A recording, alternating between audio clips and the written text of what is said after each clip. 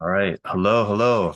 I'm here with Dr. Russell Jaffe, and I'm here. My name is Dante Baker. I'm here to interview him and just talk about holistic health, how people can work on their lifestyle to have better results in their health. And so, Sounds good to me. yeah. So I'm a cross-trained physician.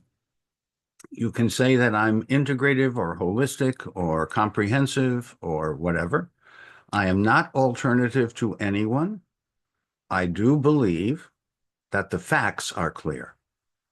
92% of your lifetime health is due to your habits of daily living. We call this epigenetics, that's the fancy term, but it's lifestyle. And we're going to get into a deep dive about lifestyle. And at the end, we're going to give you a plan to relieve yourself of suffering and to thrive in the 21st century. Yes. So I guess one question I would ask is, let's say I'm a regular modern day person and I just want to get a checkup. I go to the doctor's office. I say, hey, doctor, like I want to get my test results done and I want to see what's going on inside. Um, to be like a healthy consumer, what type of questions should you ask a doctor and what should a doctor help you to understand about your health? Well, I think a doctor should know the interpretation of the lab test in today's terms, not in terms of 30, 60, 90 years ago. Caution. If you're going to a doctor for lifestyle help, ask them, what training do they have in nutrition, in attitude, in sleep, in relationship, in environment? Because 95+%, maybe more, especially of doctors graduated in the last 20 years, they know how to translate your symptoms into a prescription. They only have a few minutes to be with you. They may not think they're going to see you ever again. That's an unfortunate consequence of today. So I would start the conversation by finding out what the doctor was trained in. And if they were trained like me in pathology and trained like me in internal medicine, the chances are they're going to only be able to give you the answers from internal medicine and or pathology, which is not lifestyle. So you can't ask a doctor a question about which they don't know. That's unfair. And the chances are the doctor will want to be a nice, pleasant, cooperative doctor, so he'll say something, often something that's at least outdated, at least many decades outdated, because they're not trained. I had 8,000 hours of postgraduate training. Of those 8,000, eight were devoted to nutrition, and it was just biochemistry. Really? A doctor doesn't learn about life? No, trust me. I've been educated and cross-trained. I had to go outside to find out about myself and my family because I wanted to help. And what I learned was helpful, but very incomplete. It basically comes down to when you have symptoms, we'll patch you up with a prescription. Most doctors today operate that way. The people who are part of our PERC Integrative Health PIH Academy, where we're in the seventh year, coming up the seventh year of certifying health coaches and health professionals in lifestyle medicine, a deep dive into personalized, primary, proactive, predictive practices and protocols based on what you eat, drink, think, and do. You need all four. This is just a way of organizing a conversation. It's about what you eat and drink. It's about what you think and do. And you have control over the important elements of all of that. So I'm glad to be here with you because I think you, like me, have discovered that lifestyle and habits of daily living are a major determinant of whether you suffer, which is common. Mhm. 80+% of people today are imbalanced metabolically, digestively, and they're suffering. They're getting by, they're surviving, but they're just surviving. And I want everyone to thrive. So I have long been a minority in many, many ways because I was pretty well trained and I should be able to speak truth to power. I should be able to speak truth to a colleague. I should be able to speak truth to a person who just wants to thrive in this challenging, toxic time that we live in. And that's what we've been doing. I've been in medicine for half a century, and I feel I'm just getting started. Yeah. So, and I think to that point, I think the old school paradigm has been it's your genes that creates disease. So whatever your parents have, and it's usually the three big issues: heart disease, diabetes, and cancer. And so people do still have that mindset of, oh, it's my family, it's my genes, I can't do anything. So how important it is and how much of an impact is lifestyle choices on a scientific Well, on basis? a scientific basis, it's muy importante. It is very important. And what you just said is said by a lot of health professionals, and it's wrong. Let me explain how wrong it is. There was a man named Jimmy Watson. He won the Nobel Prize. He was the pioneer of the Human Genome Project. He got the United States Congress to devote billions of dollars to genetic analysis. And I had the pleasure of speaking with him about this question. Does he believe that lifestyle and epigenetics are more important and genomics less important? And he agreed with me. So I said, why didn't you get funding for the human epigenetics, for the human lifestyle program? He said, young man, if you tell Congress that they need to give billions of dollars for DNA, I can get that done.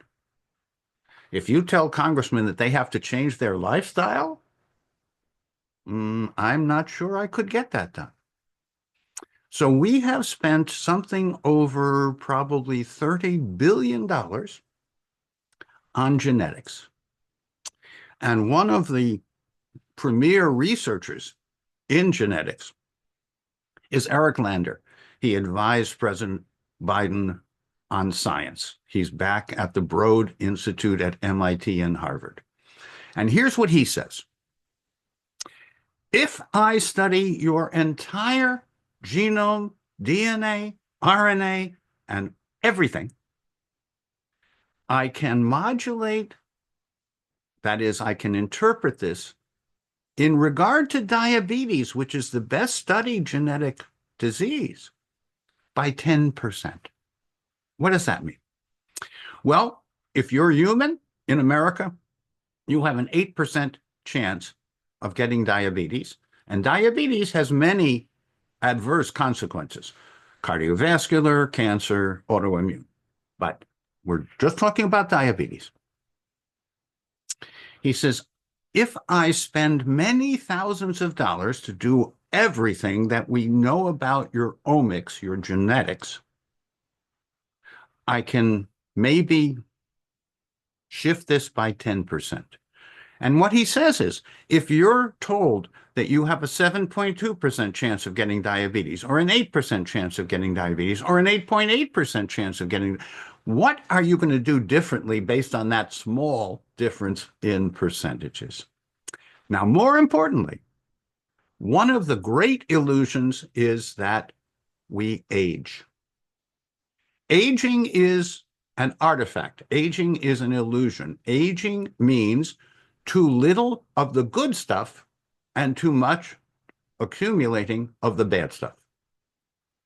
More importantly, your body is very forgiving when you give it the essential nutrients and hydration and thoughtfulness and mobility when you eat, drink, think, and do in harmony with your nature, which means you have to find out your nature. You now renew yourself. And by the way, just to be clear, the oldest part of you is your bones, and they are about 10 years old. They renew within 10 years. And large joints and blood vessels, they renew within 5 to 7 years. And much of you is new from last month. So this illusion that is pervasive, that after a certain age, whatever, whenever you reach maturity, like 30 or 40, after that, it's a slippery slope down. Statistically, it is. The average person does decline because too little good, too much bad. And I have made a specific study of people who've lived longer than 100, well and happy, vigorous and vital. In fact, some of them got sick and then they got well again, and then they never looked back. So what we call disease, what we call illness, is actually an indication that we're off kilter, we're off balance. And with the right help of a health coach or a health professional who is knowledgeable about these things, you too can thrive in the 21st century. So this illusion that we get big and then we decline, that's statistically true. But I don't take care of statistics. I take care of individuals. And my team coaches, health coaches, and physicians who participate in the PIH Academy or just want to learn about this stuff because they didn't learn about this in medical school or in their residency. Yeah. Yeah. And I think to your point, I think most people do believe that because it's been either on the news or their doctors are telling them this. And so they say they are open. They're just finding out, okay, I hear what you say. I do believe I can change my lifestyle. But what I found, especially when I started my career as a personal trainer, is that people say, okay, like, oh yeah, I want to lose weight. But then when it actually comes to the doing, it's a challenge. And I found that people do need some sort of like deep reason why they need to change. And so how can people find that reason why, change their mindsets, actually make a change? Very important question. Yeah. If you really talk to many people, you will find that they are helpless and hopeless. They are being addicted to processed foods and beverages, and they can break that pattern, that addiction. For example, and we may want to get into multiple examples, but this would be an example. I start with people going around the perimeter of the market where you might find food. Be very cautious if you go up and down the aisle. And if it comes in plastic, either a beverage or a chipped or crisped food, just say no. I have done a gentle makeover in my kitchen to be as plastic-free as possible. I've reduced by 80% the toxic chemicals that come into my environment, and I do supplement my body so that it can get rid of the other 20%. So we can make lifestyle simple, makeover changes towards wholeness, towards nature, nurture, and wholeness. Why? Well, do you want to live Do you want to live an extra 20 or 30 years of quality life with meaningful moments and much fun? Or do you want to be buried early at high cost with a lot of suffering, which is typical today? And let me just mention, because I don't know if everyone knows this, do you know in the 1930s, heart disease was so rare that Paul Dudley White, who was the doctor to the President of the United States in his time, if he had one heart attack victim in a year, it would be such an unusual case that he would publish that case. 30 or so years later, heart disease was the biggest killer in Western civilization.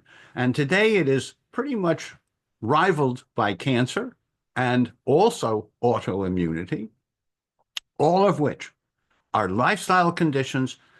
They are not a sign of a need for, say, a statin drug or any other kind of medication first.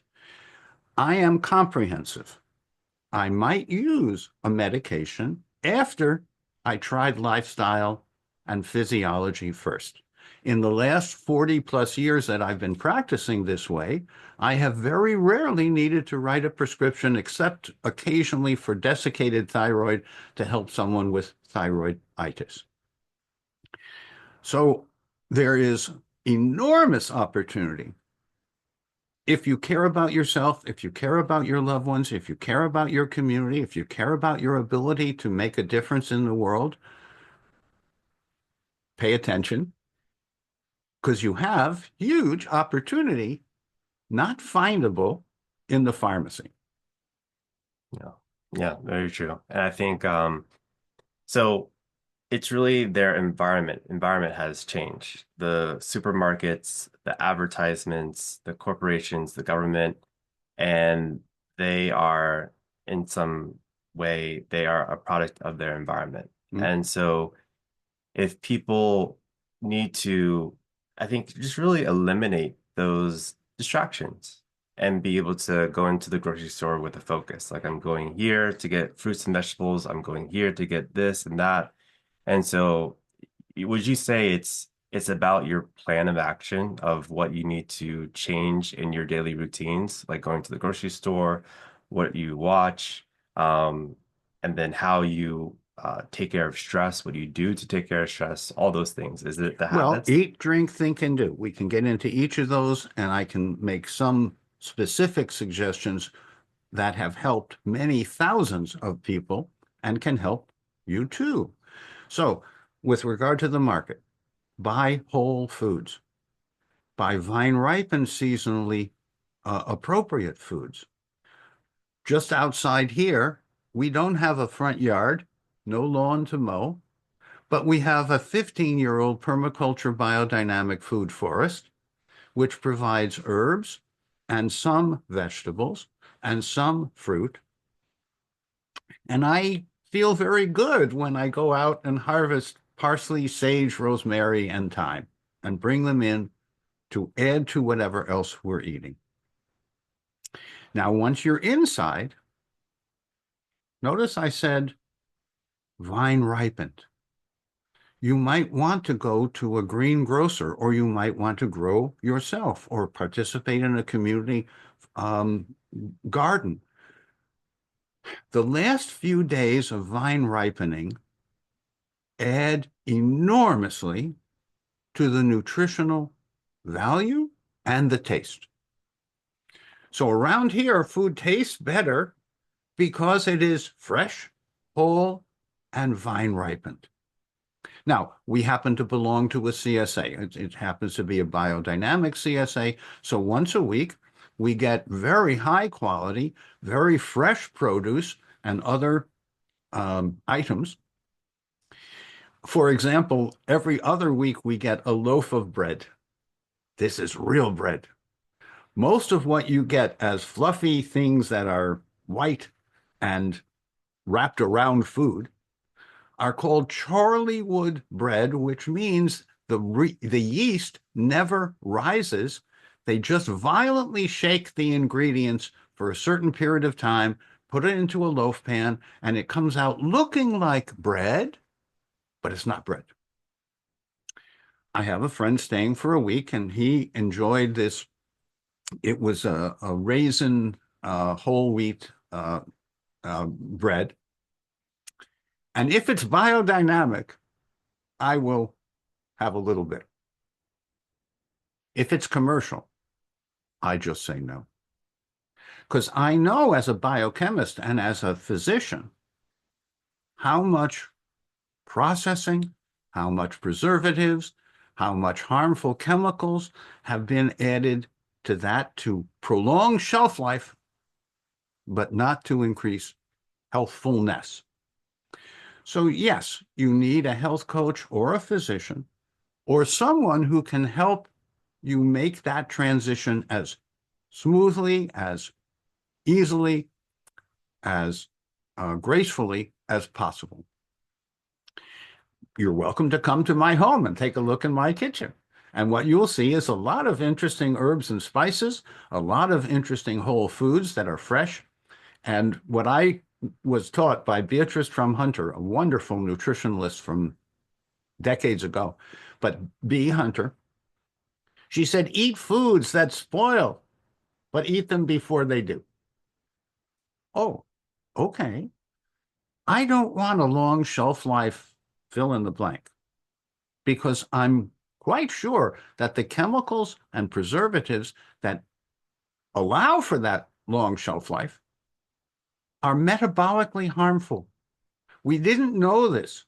I don't think people from the so-called food industry, because it's the packaged goods industry, I don't think that people intentionally did harm, but many unforeseen consequences have now emerged that tell us what not to do as well as what to do. And if you just listen to the packaged goods industry, and by the way, the companies that own the beverages that come in plastic, they own the packages that make you addicted to the wrong salt, the wrong fat, the wrong protein, too little fiber, too much of harm. So I simplify. I only pick whole foods and then I combine them in ways that I enjoy, and hopefully so do my guests. It becomes fun activity in the kitchen when you're cooking whole foods. We don't even have a microwave, so I never buy anything that's frozen and encased in plastic, and then you stick that in a microwave. That multiplies the harm. If you have a microwave, use it to warm the plates. Don't use it to cook. Don't use it even to make hot water.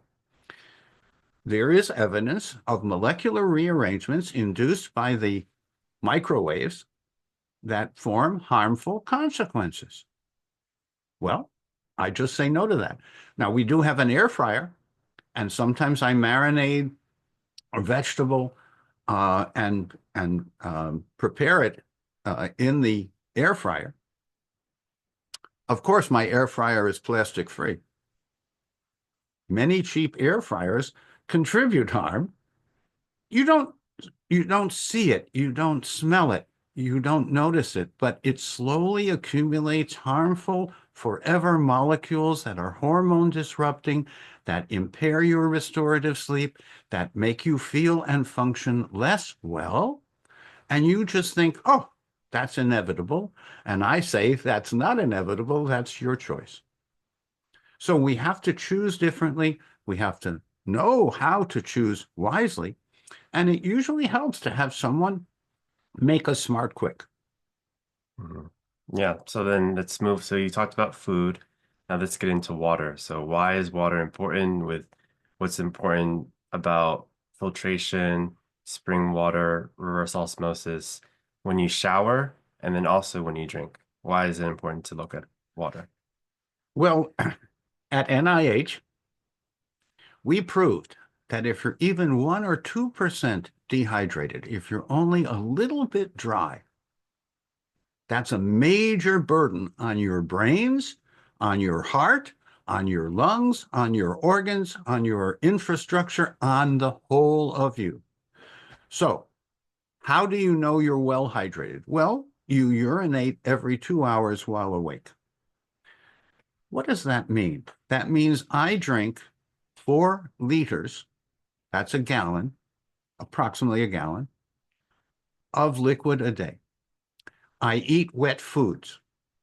I start my morning with a mold-free biodynamic coffee. I like coffee, not too much, not too little, just 1 cup. Then I have a liter of Pellegrino water because I like bubbles. Before 11 a.m., I have another liter of water, still water. Here, we happen to have deep well water, 53 degrees. I have my tap measured, even though it's well water, every 6 months, and it's near perfect. We've had plumbers come here and say, can I bring a gallon of your water home with me?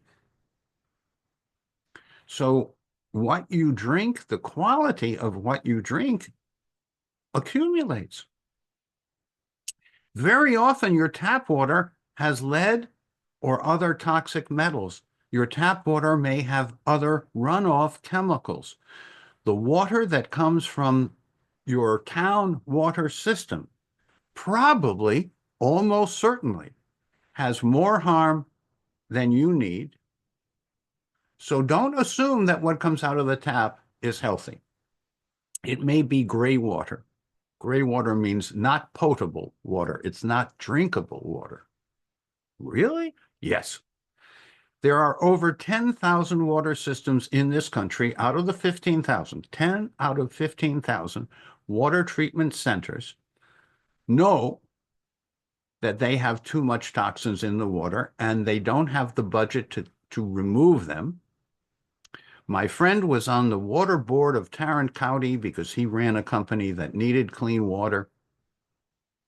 This is down in the Fort Worth area. And he said every year the toxins would come back higher, so they would change the standards to not have to stop the water from flowing. So I want you to drink. I want you to hydrate. I want you to eat wet foods. I want you to start every meal with something wet and warm, and maybe 3 drops of what's called digestive aid. Digestive aid improves your stomach digestion. This is a product that we have pioneered, but 3 drops of this in any liquid to start a meal will improve your stomach digestion, and the rest of your digestion depends on your stomach, and stomach impaired digestion is epidemic. It's very, very common. Mhm. So it's possible to drink well and stay well hydrated. I've told you how often to pee. That's the simple rule. And I do. I urinate about every 2 hours when I'm awake. Now, later in the day, at my age, I may have a glass of wine, but I'm going to have a glass of good wine. If you can get organic or biodynamic, it also turns out that the best of the best wines are actually not certified because there are secrets of how the wine is made, but Cru or Grand Cru wines from France, very fine German white wines, Prosecco from northern Italy, the Cartese. These are chemically free. If you buy an inexpensive bottle, it might drink okay because it's been chemically manipulated. I don't. So I'm willing to pay a little more to get a quality product, and I have a little less of that, but I enjoy it. And you should treat wine like a food. You should sip it. You should smell it. You should appreciate the feel on your tongue of the wine. And good wine will make you feel better, and cheap wine will not. So it's worth investing in yourself. Eat whole, stay well hydrated. Then we can move on because you could be perfect in regard to eating and drinking. But You may not be paying enough attention to what you think and what you do. Think. There's an inner conversation going on inside you. If you practice a relaxation response, if you choose, because I'm turning this on now, if you choose to be under a green dichromatic light, and I don't know because the other lights are on if you can see this, but I have just turned on a green light. This is a LED. It's only recently available. It's 100-watt equivalent, and you stay under it for half an hour, once or twice a day, while you breathe slowly and deeply into your abdomen. Abdominal breathing for about 5 minutes twice a day, relaxation response or mindfulness or meditation or prayer for the other 15, 20, 30 minutes. And you'd be surprised how your productivity, how the quality of your restorative sleep, how your digestion, how your detoxification, how your metabolism all improves from that little investment in yourself. So yes, getting to know your nature, getting to know yourself involves in part relaxing, chill. Spend more than 15 seconds flipping through your PDA or your phone. The short attention span that has been achieved in America today because of technology is not our friend.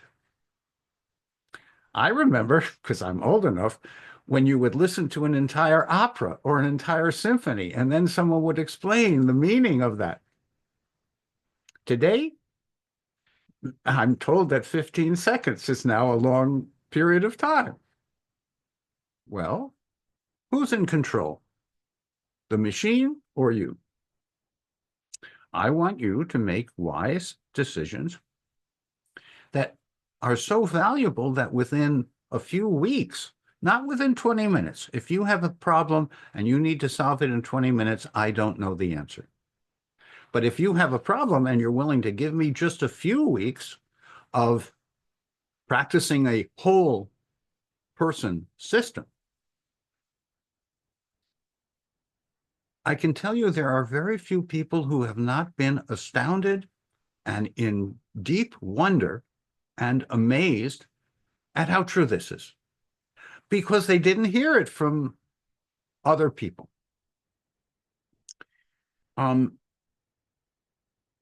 I think I should mention, and I think you've already understood, that I had the good fortune of studying internal medicine and biochemistry at Boston University. Then I matriculated to the NIH in clinical laboratory medicine. Every year that I was at NIH, we introduced an improvement in some test or method that greatly improved the precision of colon cancer screening, of parasite detection, of platelet function as a predictor of coagulation problems like heart attacks and strokes. I had the great good fortune to work with lots of people who are among the best and brightest. And what we all knew is that as much as we knew, it was very little. And we needed to look more and more carefully to help individuals, not statistics. Much of clinical medicine today is comparing your result to a statistical range. And by the way, you may not even be in the group that that range was determined from. But I don't take care of statistics. I don't think statistics apply to individuals. They don't. They apply to populations. They do. But for individuals, we have to get to the next generation, which is personalized testing. We have 8 predictive biomarkers and 4 self-assessments. You can do the 4 self-assessments on your own. The 8 predictive biomarkers are interpreted to best outcome goal values, not to any range. For example, your hemoglobin A1C, your measure of extra sugar stuck onto protein, should be 5%. Your high sensitivity CRP, your HSCRP, should be less than 0.5. Your homocysteine in plasma should be 6 or thereabouts. You should have an active metabolomics lifestyle. Your vitamin D should be 50 to 80 nanograms per ml based on drops under the tongue, because many people don't take up many of the nutrients that they swallow. They have so much atrophy of the digestive tract called enteropathy. They have maldigestion, dysbiosis, they have stomach acid problems.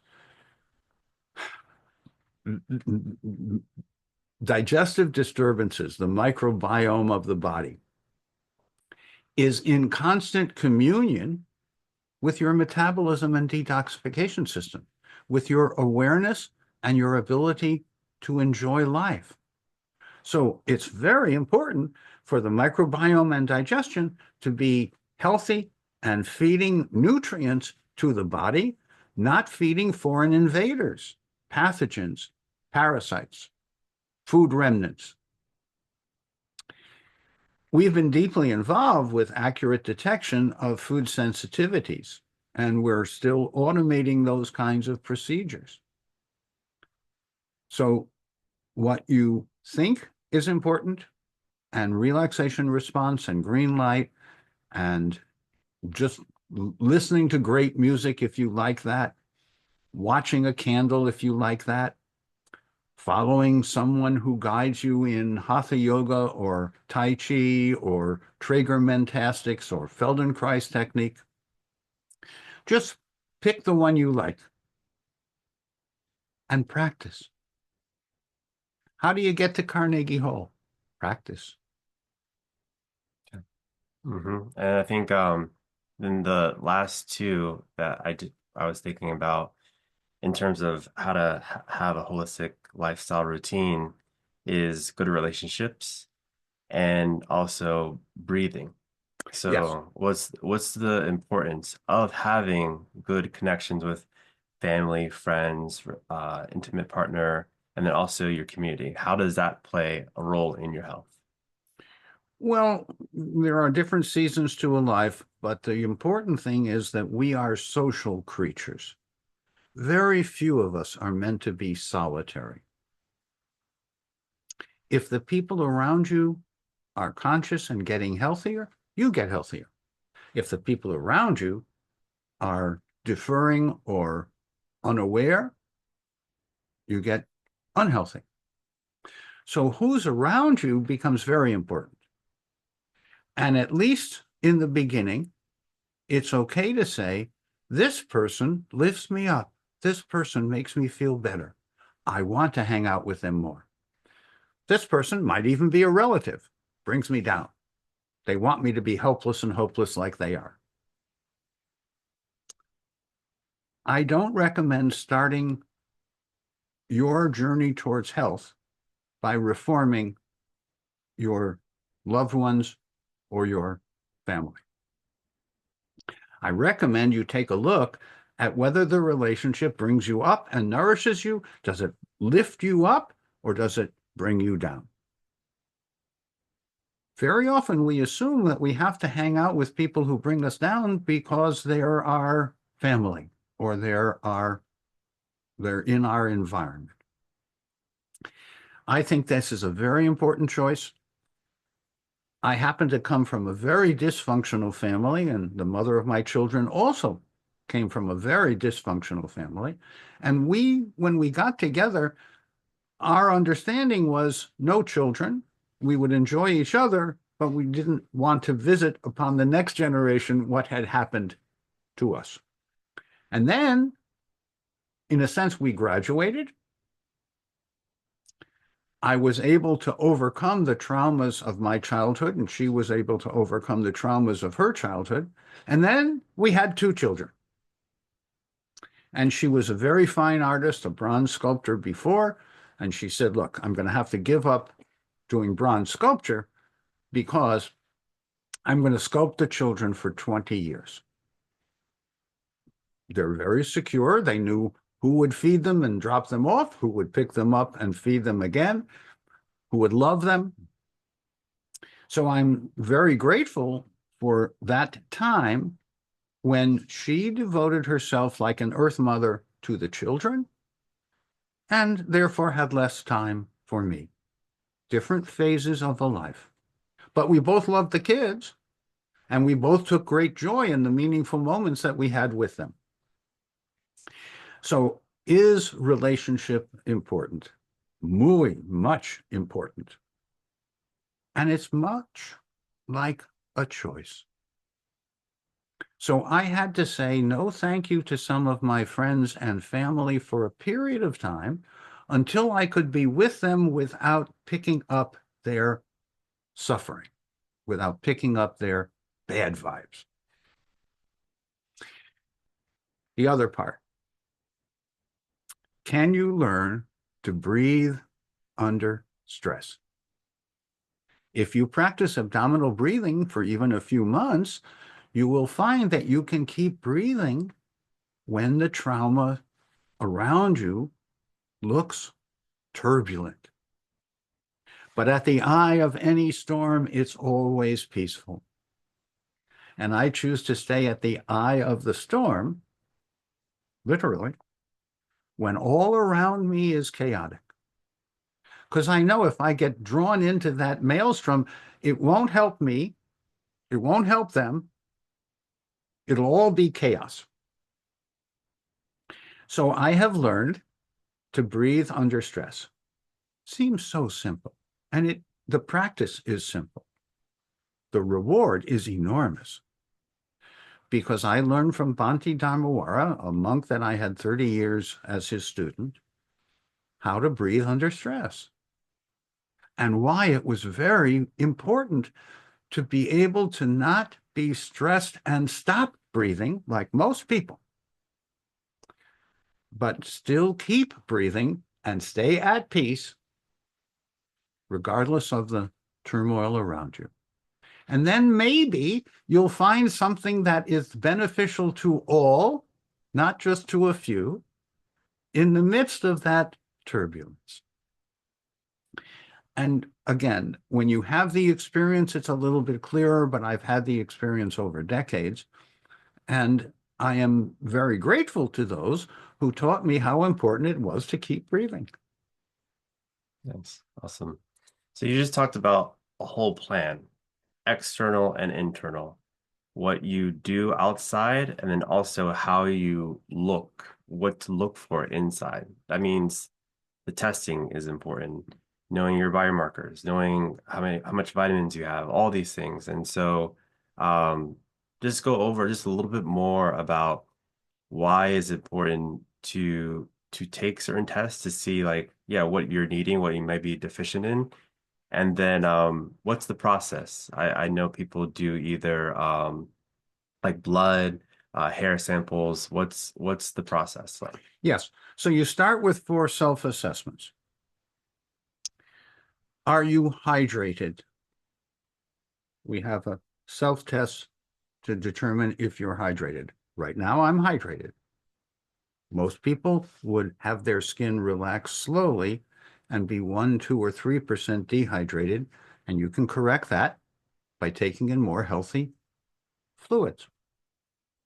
And it turns out very important to move your body like walking, move your body to move the fluids in your body to bring nutrients to the cells and to take waste away. Very important. Check your urine pH after rest. This determines how much extra acid or extra ammonia is in your body. Are you able to rebuild yourself and renew, or are you tearing yourself down? And you adjust the number of doses of magnesium with enhanced choline citrate to increase the uptake, actually triple the uptake of magnesium when it's combined with choline citrate. Choline becomes acetylcholine, a relaxing neurotransmitter. It becomes cholinergic bile salts, more fluid bile to remove schmutz from the liver. And choline balances out inositol at the membrane. So very important to start in the morning urine, because only after rest is this accurate. But after rest, your first morning urine pH should be 6.5 to 7.5. If it's below 6.5, for every half pH unit, you add a dose of magnesium, 2, 3, 4, maybe 5 doses, until you refill your deficit of magnesium. You may have heard of calcium. In the United States, on an annual basis, we sell over $1 billion of calcium channel blockers. Why? Because we have a relative excess of calcium and an absolute deficiency of magnesium. And this has been going on for decades. Ron Elleen and Mildred Seelig and many colleagues have proven and reproven that deficit in magnesium is associated with metabolic acidosis, which is associated with cardiorespiratory, cancer, autoimmune risks. So it's important to correct metabolic acidosis. Then you check your digestive transit time with charcoal capsules. You take, say, 6 or more charcoal capsules at a certain point in time, you mark that time, and when the black crumbly stuff comes out your tush, you mark the time. Healthy transit time, digestive transit time, 12 to 18 hours. Typical American transit time, 3 to 7 days. Very often what comes out today came in last week. That's not good.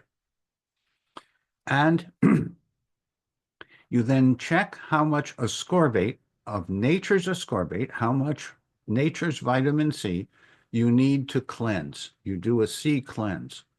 Every 15 minutes, you take a certain dose of nature's ascorbate until you have a flush, a whoosh, like an enema from within. This is a very distinctive thing. Once you've had the experience, you know what I'm talking about. Until you do it for yourself, you won't quite know what I'm talking about. But these 4 self-assessments are a place to begin, and most people will find that they have need for rehabilitation, renewal, and repair. Then there are the 8 predictive biomarkers, not 800, not 8,000, 8 predictive biomarkers, which measure everything from excess sugar to inflammation and repair deficit, to cardiorenal risks, to digestive needs, to vitamin D, which is actually a neurohormone, and we need more of it, but the best way to get it is drops under the tongue.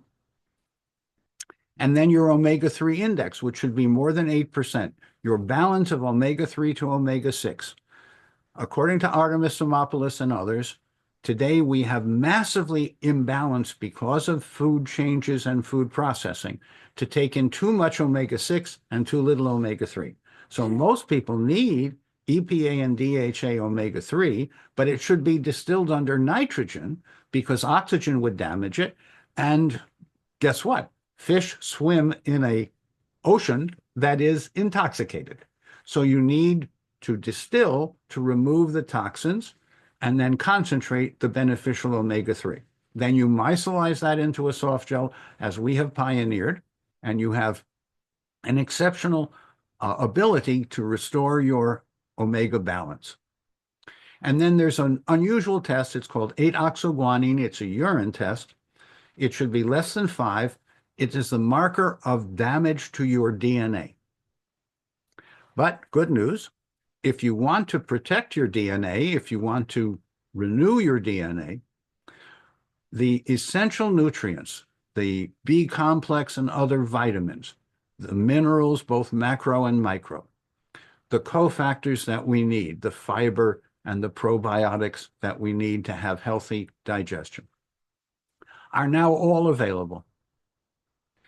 You don't have to do all of this in a day. Pick one small change for the better and see what happens.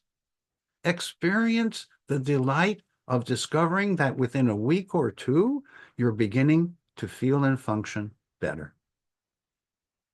So yes, I would start with the 4 self-assessments and the 8 predictive biomarkers. These are described in detail in our book, Thriving in the 21st Century. and on my website, drrusselljaffe.com, and our YouTube channel, Dr. Russell Jaffe. So if this interests you, and I hope it will, and I hope it will motivate and inspire you to learn more and to take action. Now is the time to start renewing your bones and joints, renewing your infrastructure and collagen, renewing your heart and lungs, renewing your liver, kidney, and spleen, and all of you. Absolutely. Absolutely. Yeah, I hope this does motivate people. That was the point of this conversation is for people to take action, to people have, that they have their health in their hands and that they can actually make change. And if you need assistance, we're here. And at the same time, it is up to you. You can take back your power. And so thank you so much for this conversation. I really do appreciate this. We'll have more. I definitely do want to do a series. We'll go deeper into different topics. I have a lot to talk about and to discover with you. So thank you so much. You have a wealth of knowledge. My pleasure. Thank you so much. It's my privilege to pay forward the good fortune I had to study with the people I did, because most of them have passed on, so I can't pay it back to them. And I like the notion of paying it forward. So thank you for doing this. Thank you for opening your audience to the possibility that we can thrive in the 21st century, and we should. Absolutely. Many blessings. Awesome.